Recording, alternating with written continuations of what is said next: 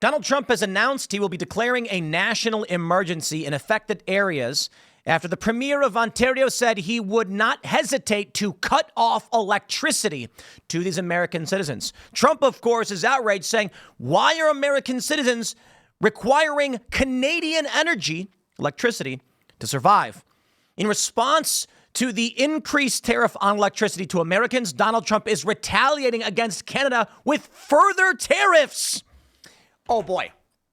Now, there's a conversation around the market tanking. Democrats could be attacking this. Instead, they're much more concerned about an activist who was staging protests against Israel. I am not making a comment on that. I'm saying that's where their focus is. Calm down. Curiously, I'm wondering what you guys think about all of this. The trade war is escalating, and the market is hit. Some are suggesting this was always going to be the case because we've been in a recession for some time.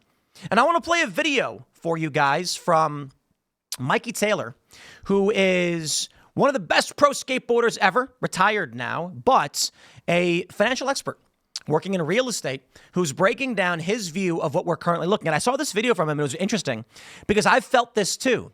We've been in a recession for a long time, but they've been lying. We talked about it last year. Now that Trump is president, we are seeing a massive correction. Is this Trump's fault? It's easy to blame Trump with the tariffs and the trade war, but it could be that no matter what Trump did, this was going to happen. And mind you, many warned about it. They said last year the numbers were being flubbed, and I'm talking about prominent conservative influencers, personalities, people on our show, me. We were like, look, how do you have all of these big box stores shutting down? How do you have sales failures, bankruptcies, layoffs, and they're saying the economy is better than ever? It was a huge talking point. The American people felt it. Now what we're seeing is the massive correction. So first, let me show you this news, and then I want to play you this video from Mikey Taylor's podcast where he basically lays out why he thinks we've been in a recession for a long time. But again, I digress. Maybe you feel differently. So comment and you tell me, is this Donald Trump's fault? Some are saying, so what if it is? We need to do this because Trump is going after the bureaucratic state. Breaking news, Trump declares a national emergency on electricity and says Canada will become the cherished 51st state. No, Canada is what, like 13 provinces or something? I don't know. I don't know nothing about Canada, but maybe we'll take Alberta. President Trump declared a national emergency on electricity in the United States and doubled the tariffs on aluminum and steel from Canada after retaliatory tariffs from America's neighbor to the north. The president, in a lengthy post on Truth Social account on Tuesday, also threatened to permanently shut down the Canadian auto sector. I love it. I am just so sick of weak leadership. And Donald Trump saying, you can't go to war with me, baby, is amazing. Yo.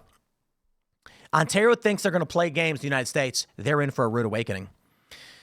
The president in a lengthy post said this. The only thing to make his tariffs stop is for Canada to become the 51st state, he noted as he ramps up his trade war. He is going to eviscerate the Canadian economy. Well, let's jump to his lengthy text post. Oh, boy, take a look at this.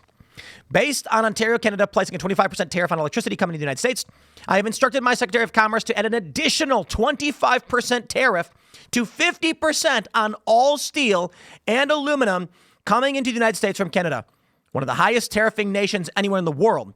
This will go into effect tomorrow morning, March 12th. Also, Canada must immediately drop their anti-American farmer tariff of 250% to 390% on various U.S. dairy products, which has long been considered outrageous.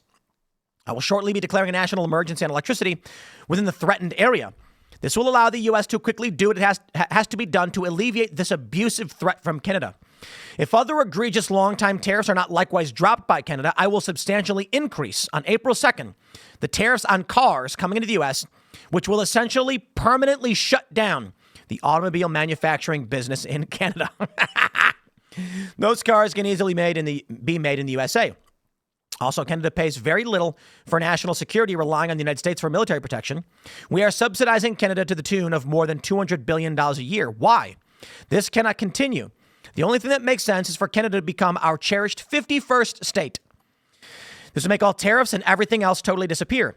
Canadians' taxes will be very substantially reduced. They will be more secure militarily and otherwise than ever before. There would no longer be a northern border problem, and the greatest and most powerful nation in the world will be bigger, better, and stronger than ever. And Canada will be a big part of that. The artificial line of separation drawn many years ago will finally disappear, and we will have the safest and most beautiful nation anywhere in the world. And your brilliant anthem, O Canada, will continue to play, but now representing great and powerful state within the greatest nation the world has ever seen. I really do not see that as a reality, my friends. But I digress. Trump has also made another post stating on Truth Social, why would our country allow another country to supply us with electricity, even for a small area? Who made these decisions and why? And can you imagine Canada stooping so low as to use electricity that so affects the life of innocent people as a bargaining chip and threat? They will pay a financial price for this so big that it will be read about in the history books for many years to come. Well, my friends, here's the video. Ontario threatening to cut off American electricity. Let me be clear. I will not hesitate to increase this charge. If necessary, if the United States escalates, I will not hesitate to shut the electricity off completely. Believe me when I say I do not want to do this. I feel terrible for the American people because it's not the American people who started this trade war. It's one person who's responsible. That's President Trump. I'd rather be working together. I want to sell the U.S. more energy, more electricity, more critical minerals. I want to make Canada and the United States the richest, most successful, safest, most secure two countries on the planet. But as Premier, my number one job is to protect the people of Ontario and in hand protect the people of Canada. I will do whatever it takes. I will fight like I've never fought before to protect Ontario. Yeah, sure. I'll give you that. And Donald Trump's job is to protect Americans and not Canadians. So when Donald Trump says you are taking advantage of us and for the betterment of the American working class and manufacturing base, we're going to issue tariffs. All you can do is really cry about it. Now, the market is taking a big hit. And, you know, let me pull up the current numbers because it was selling off earlier. Dow slides another 400 points. We've got this from the Wall Street Journal. Trade threats send Dow down 300 points. U.S. dollar weakens further. Airline stocks in focus after outlook cuts. Oh, boy. So we can take a look at Dow and NASDAQ taking a big hit going down. You know, look, the big fear I have right now is, one, I said this before, Donald Trump better get a handle on this. Even if it's a correction, whatever you want to call it, it's bad, and it's bad for regular people. The Democrats and liberals like to scream to the high heavens, the market is meaningless. What matters is wages. And maybe that's why they're avoiding talking about it now. But this matters for retirees and people with 401ks, people who are living off investments in their old age or whatever, and they're seeing their money go down. And of course, the market taking a hit is going to have a big impact on everybody. Now, the good news is egg prices are down. Lower now than when Donald Trump took office.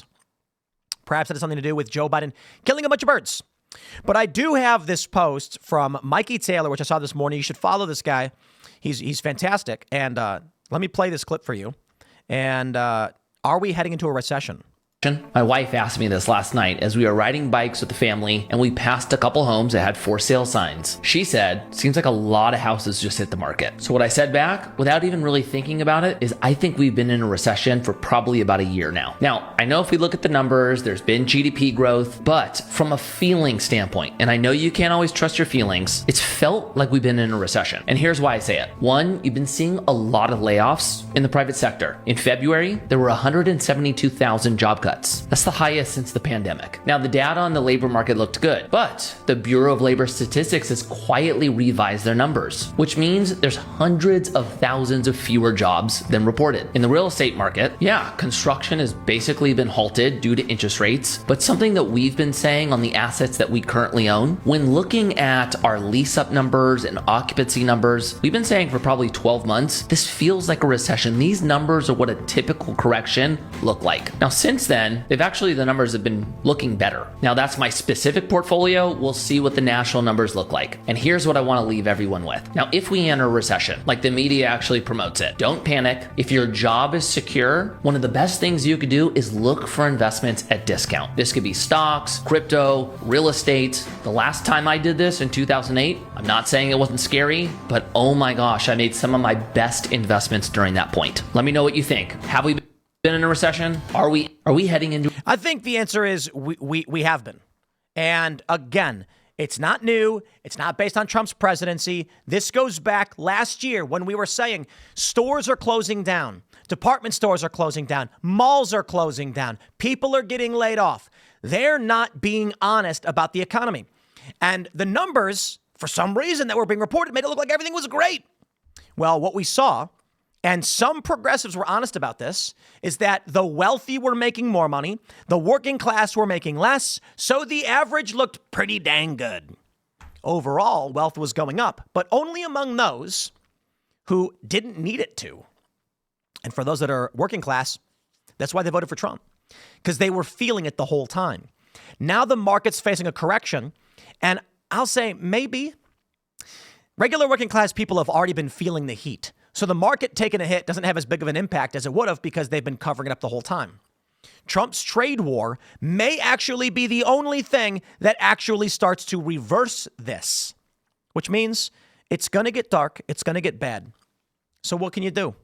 Well, as Mikey was saying, if you can find investments at a discount, not super easy for the average person. A lot of people are losing money on this one. I don't want to give you any advice because I ain't a financial guy. You know, the only thing I can say is don't panic.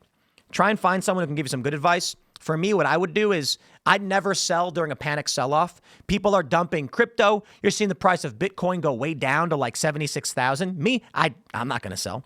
Me, I'm going to buy the dip if you can.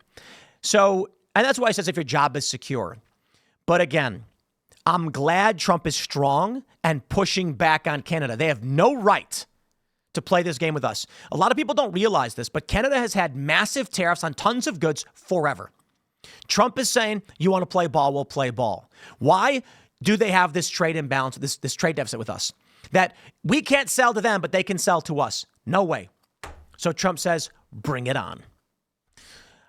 I hope he gets a handle on this. We want the economy to improve. It's very early. Let's see if he can pull it off. Smash the like button, share the show, follow me on X and Instagram, and we'll see you all in the next segment.